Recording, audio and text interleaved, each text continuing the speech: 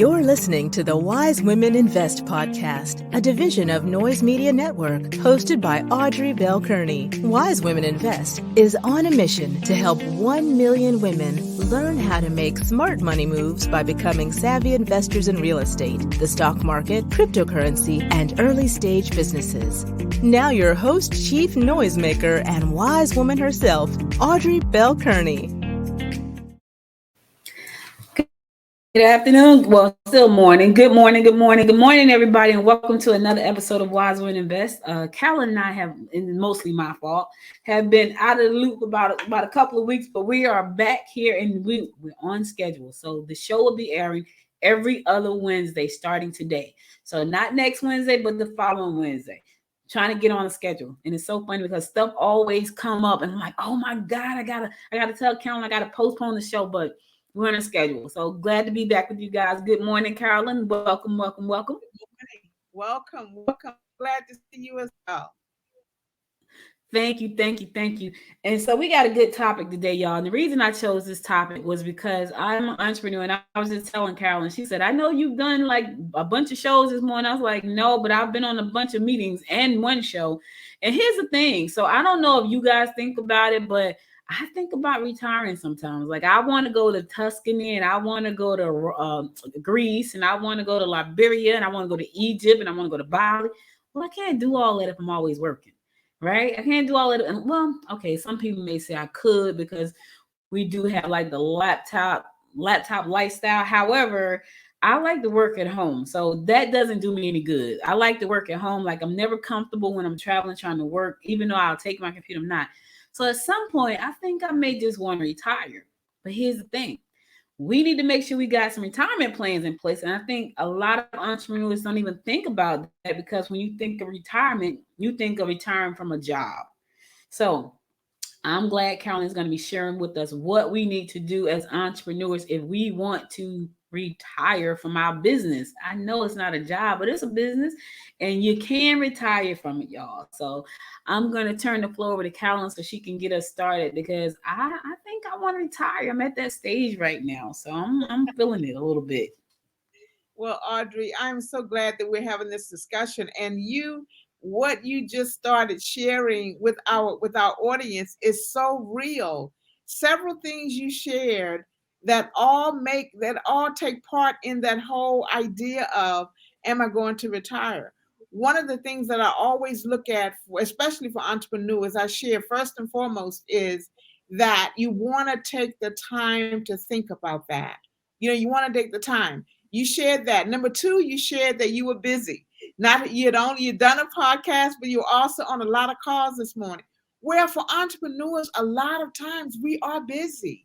We've got so many things going on, so we don't take the time to really think about, what am I doing for my retirement? What am I doing to assess where I am to make sure that I'm going to be ready? And if I do want to retire, Audrey, there's a lot of people who say, well, you know what? I own my own business. I don't need to retire.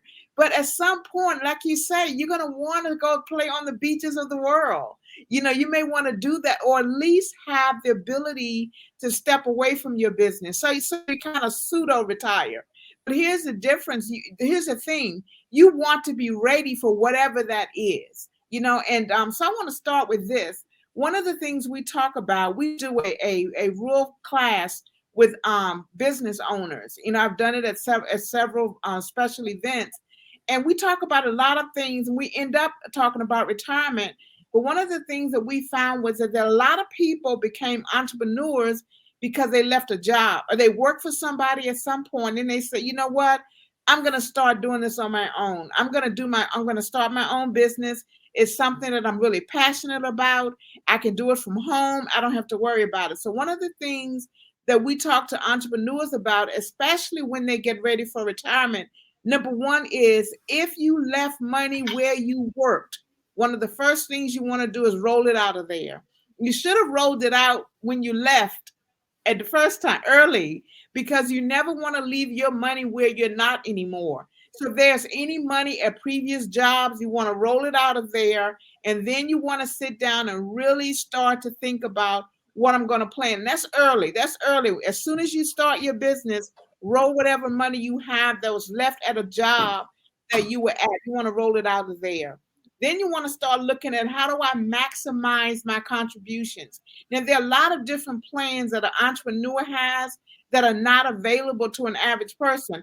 And an entrepreneur really gets to put away more money, Audrey.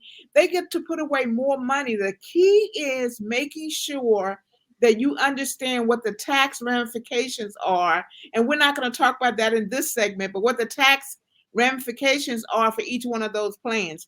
And you also, the last thing you want to do, so number one, roll over any money you left where you were. Number two, actually start planning for your retirement. Look at what's available, what your tax options are. We're going to talk a little bit about those types of accounts that you can have.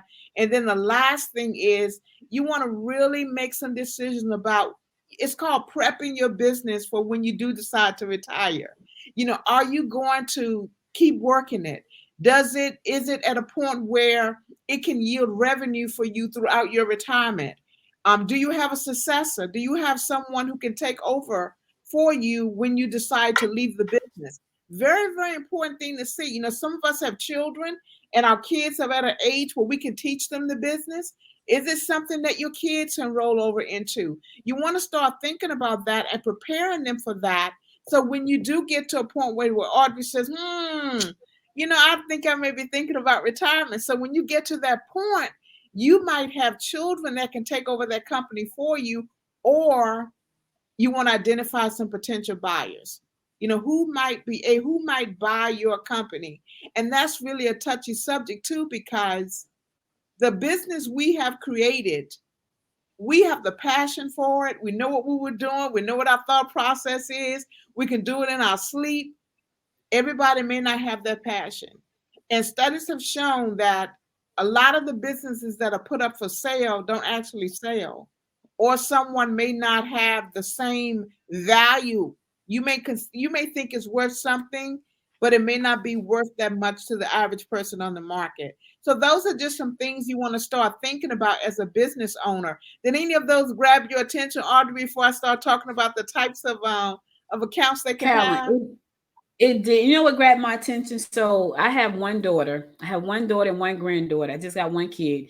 And so when I look at what I'm building, I don't think my daughter will want to do the business, because her dream is something totally different. And I can't force my dream on her. So that's so important what you're saying, because think about that. Like, you may have a kid, you want to stay in the business, in the family, but if the kid doesn't want the business, then what do you do with it? Now you got to figure out how to sell it. So all of those things are really important. And I've thought about this plenty of times. My daughter and I have had conversations, and I'm always saying, oh, you should think of this, you could think about that. But I realize her passion, her dream is somewhere else. So I can't force that on her. So I know for me, when I think about retiring, I'm thinking about taking whatever money, when I get to sell my company, I'm going to sell the company and take that money and let you tell me where to put it, because that's what's going to happen. Because I know she doesn't want the company, and my niece is doing something different. My nephew's doing football. So, it's only the four of them, the baby nephew, he hasn't even started his life for real. So what happens to the company? I'm probably going to have to sell it. And I'm okay with that, and I get it. Whoever buys it, once I sell it, it's out of my hand. They can do what they want to. But I want to know, what am I going to do with the money? What happens with that afterwards, so I can keep living the life I want to lead after I sell a business? Awesome. So here's the thing. A lot of times, Audrey, people, and I want to tell everyone who's listening that you want to start preparing for your retirement today. Yeah. And that means that, your business may sell and garner you the kind of income that you want in your retirement. But what if it doesn't? So you want to start today. When we talk about starting for retirement, and even some of the accounts that we've talked about on past broadcasts that a person can start investing their money in, you can actually start those things today. The wonderful thing is that typically you can put more money away. Business owners have a lot more options than people who work for somebody. What are some of those options, Carolyn? What are some of those options? We're going to talk about those, but I want to tell you that it all depends on their personal goals. We also talked about whether or not they have, we're not going to talk about the market and all of that in here, but one of the first ones is a solo 401k. Now, if you've worked for a company before, then you know what a 401k is. It typically is an account where you're investing in either the company or it won't be your company, but it's investing in a lot of other companies. And so, but you have the benefit. I think the maximum contribution is around 50 grand. When you're in working for someone, remember, you can only do a small percentage, like up to 6% or up to 8% or whatever of your salary. You can max it out, but it wasn't a lot.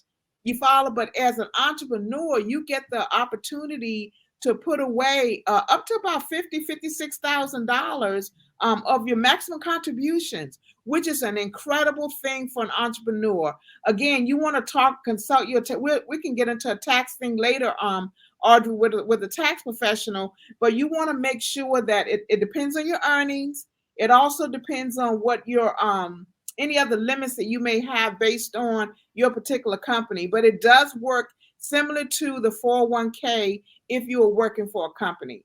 And we talked about, you've heard of IRAs, individual retirement account, where as a self-employed person, you can actually do what's called a simplified employee pension.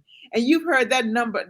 That's what it's called a SEP, SEP, is a simplified employee pension. Now, you've heard the word pension for years and years and years. Well, that typically for a company, those went away. But for an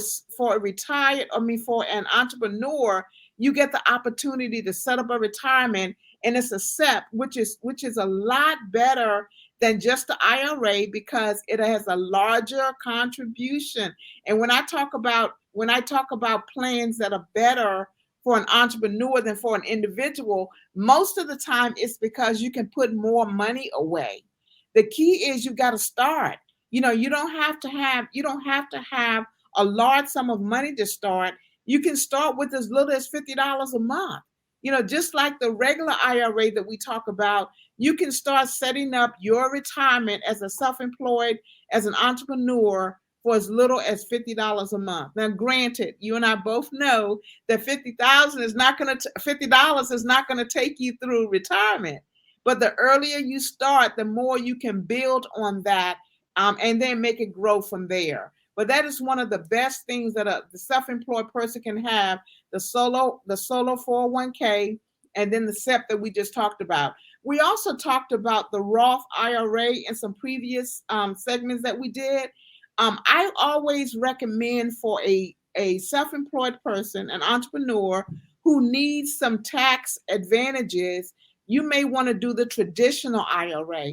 The traditional IRA allows you to deduct any contributions that you make from your income taxes, and that reduces your taxable exposure. You follow? So you always want to look for, and that's why I said you want to sit with a professional to make sure you're looking at what are my tax advantages. If you're an entrepreneur, and of course we have to pay our own taxes, you want to find the vehicles that are going to give you the best tax advantage where you can deduct that. And that's one of the ones that you can do that. That's traditional.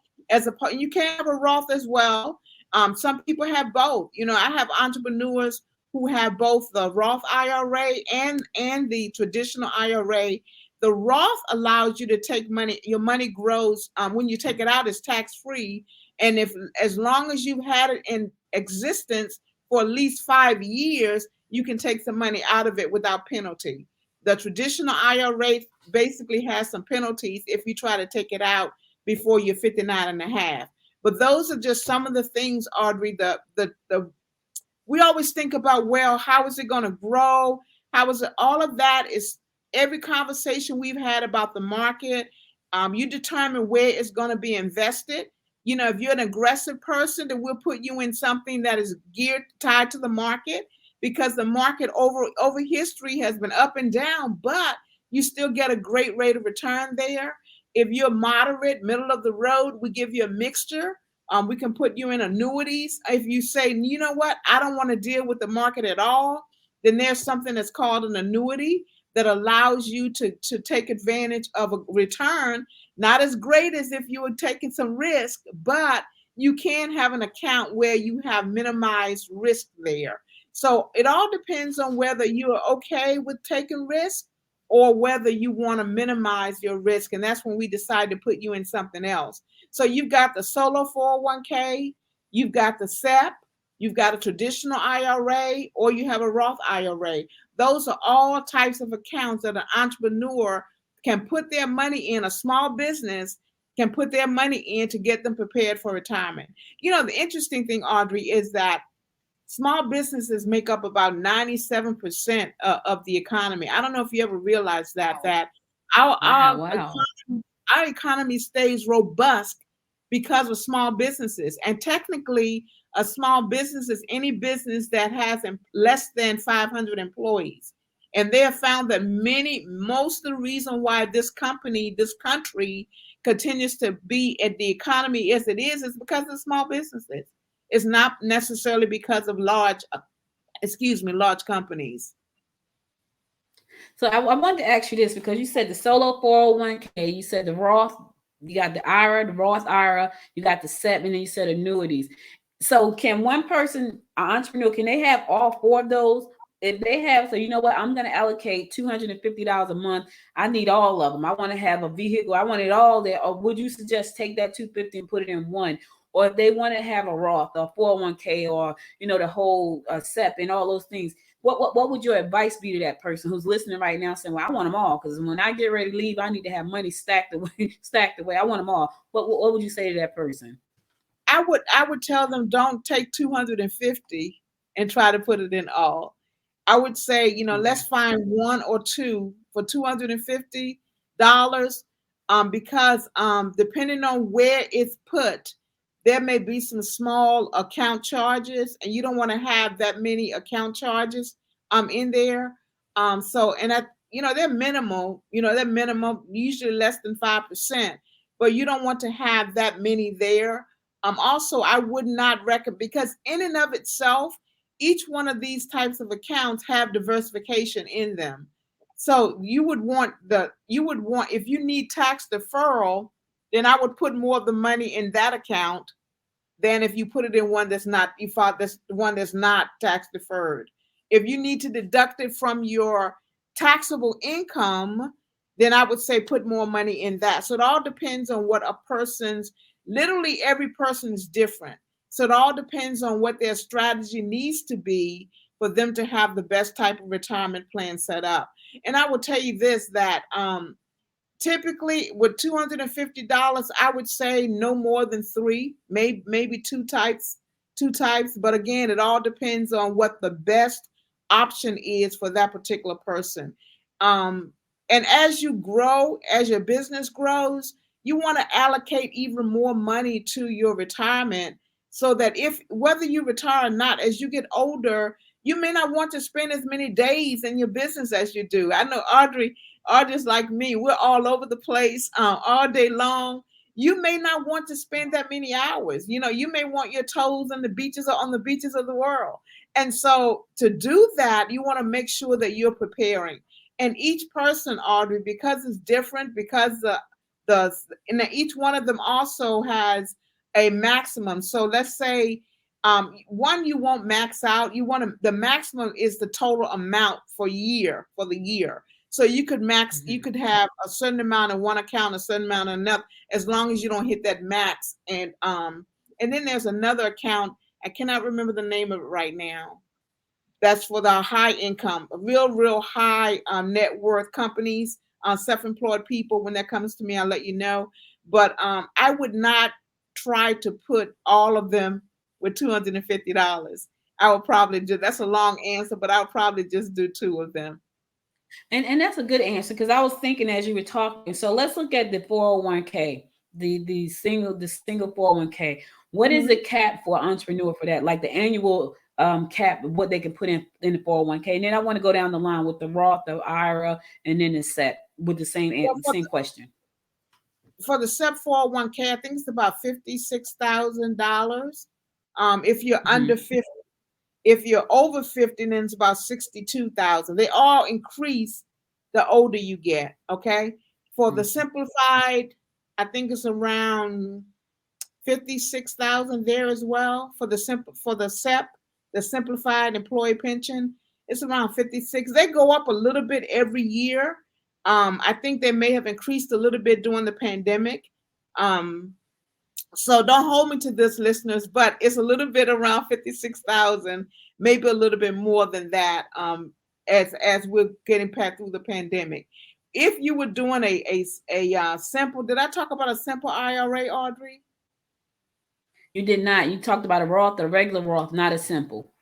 Okay, so we'll get to that in a second. But the traditional IRA and the Roth IRA is really pre-tax. There's no limit on it.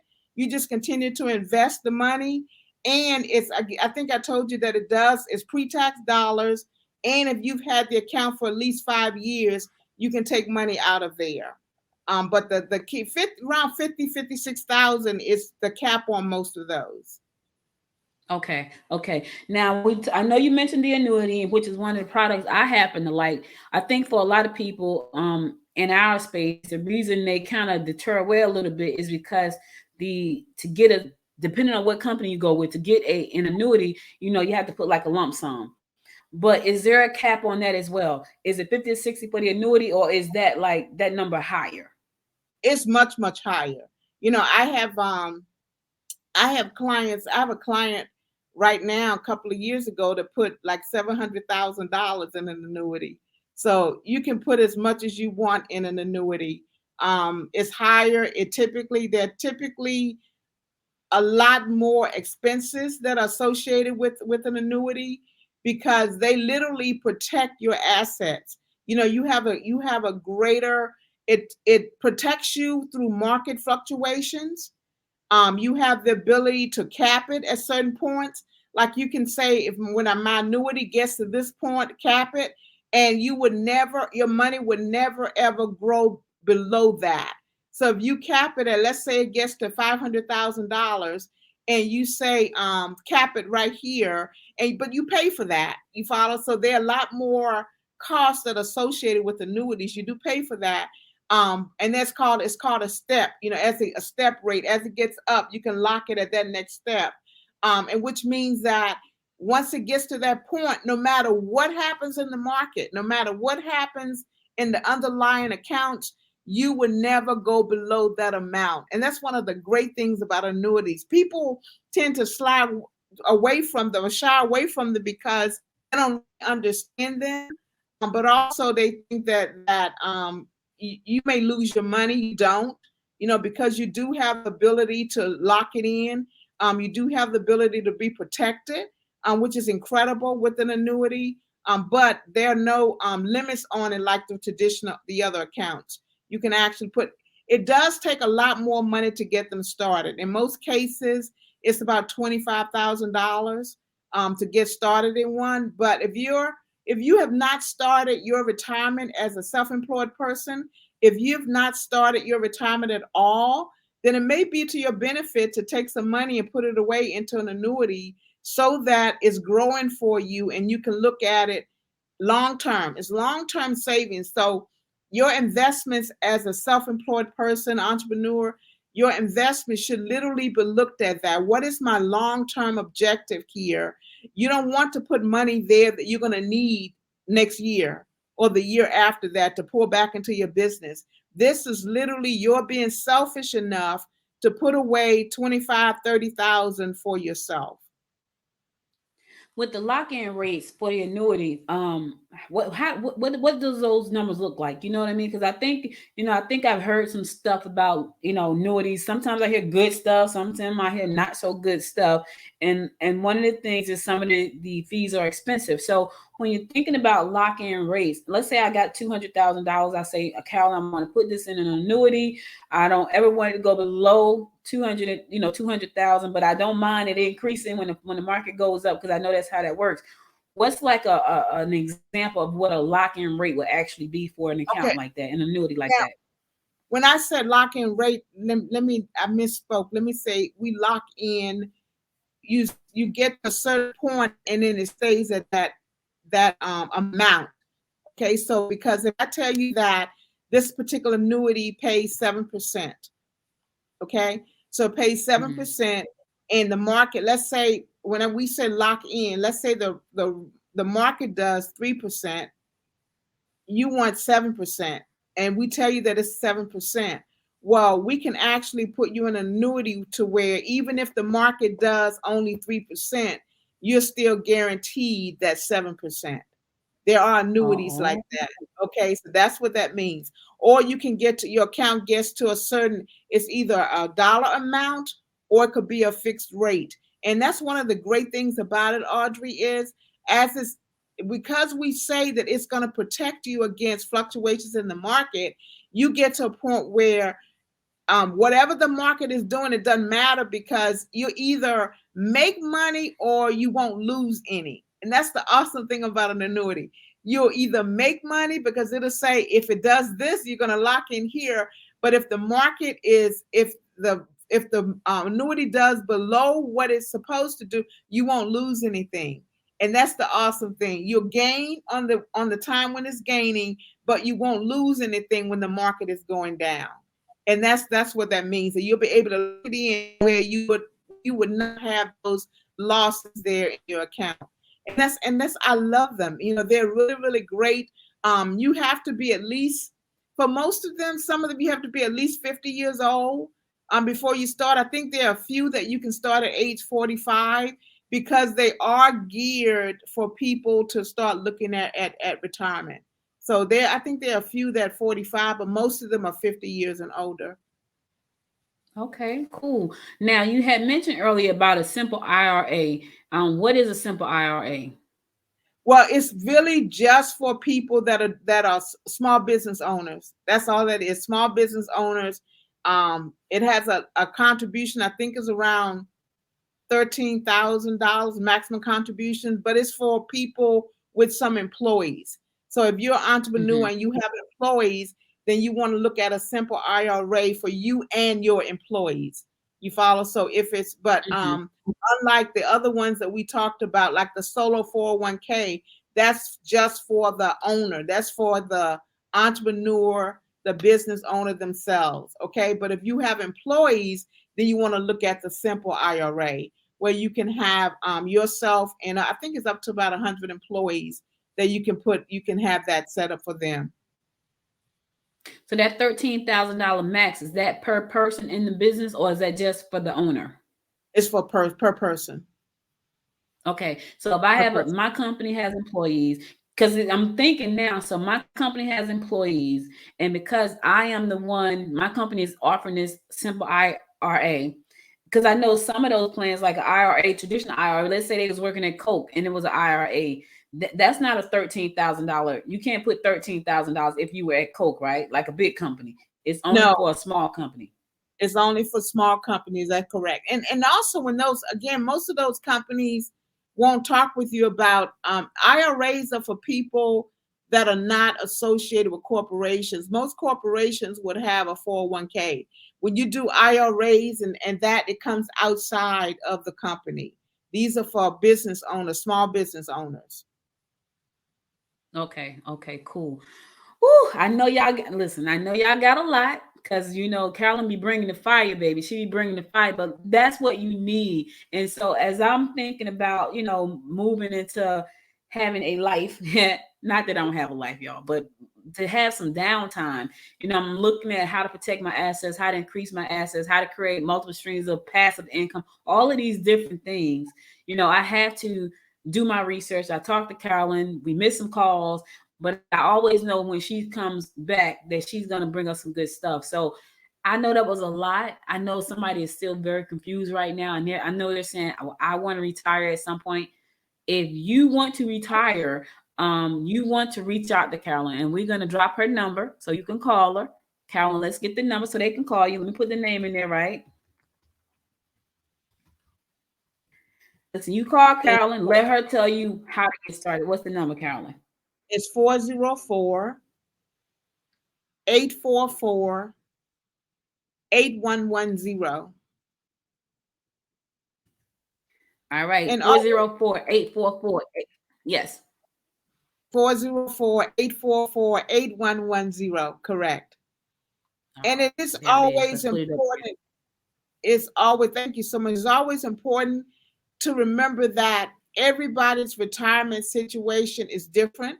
And that's why I'm so reluctant sometimes to talk about the types of plans, because people think that, you really need to sit down with someone one-on-one. And that's one of the things we talk to business owners about all the time. The small business owner, make sure you sit down with someone.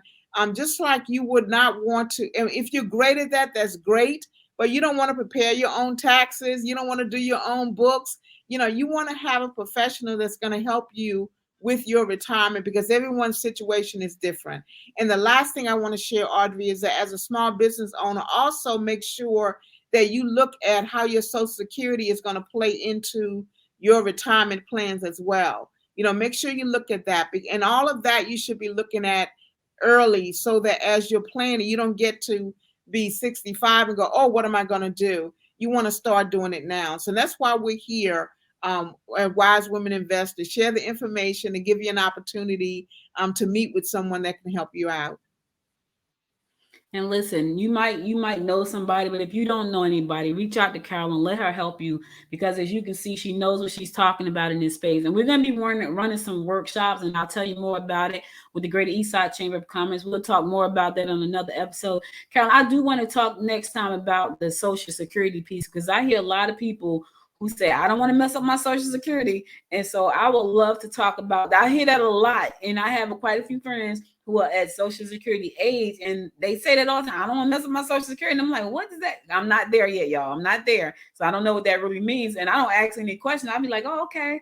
So the next episode in 2 weeks, y'all, week after next, not next week, but the next week, we're going to come back and we're going to talk about what does it look like to have investment accounts and Social Security, and will it mess up Social Security? So stick a pin in that. We'll talk about that on the next episode, because I hear people say that all the time to me. I have two friends to be exact, and one of them is quick to say, I ain't trying to mess with my Social Security. And I'm like, well, what does that mean? And she travels all the time, Carolyn. She's going to Greece in a couple of weeks. She travels all the time. So she's not trying to mess up Social Security, whatever that means, because I have no idea. But let's talk about that on the next episode. As far as it, as it pertains to your investments, and making sure that people are safe with their investments and their Social Security. If there's an option to do both, I'm not sure. Well, we're definitely talking. So listen, guys, thank you. Okay, cool. Thank you all for listening again. I hope you found this episode very educational, and I hope it helps you to make some wise decisions. And here's the thing: if you don't know what you're doing, just consult a professional. I say this every day, Carolyn, on all my shows. Just consult a professional. It will cost you less money in the end. So reach out to Carolyn. Her number is on the screen right there. Ask her for help. She's there to help. So ask her for her help. She's there to help you guys. Don't go out there trying to do it by yourself if you don't know what you're doing, because if you lose all your money, you didn't get that from us. All right. Full disclosure. We said consult a professional. Full disclosure. So consult a professional. Carolyn, thank you again. I'll talk to you again in a couple of weeks, and we're going to come back and we're going to talk about Social Security and investing. All right. Talk to you later. All right. Thanks, everybody. So listen, that's all we got for you today. We'll be back again in 2 weeks to bring you more great information on how to invest. You guys stay safe out there. And until next time, make it a great day. Bye, y'all. You've been listening to the Wise Women Invest podcast. Tune in daily at 6 p.m. for a new investment tip to help you make smart money moves. To learn more about Wise Women Invest and to join our community,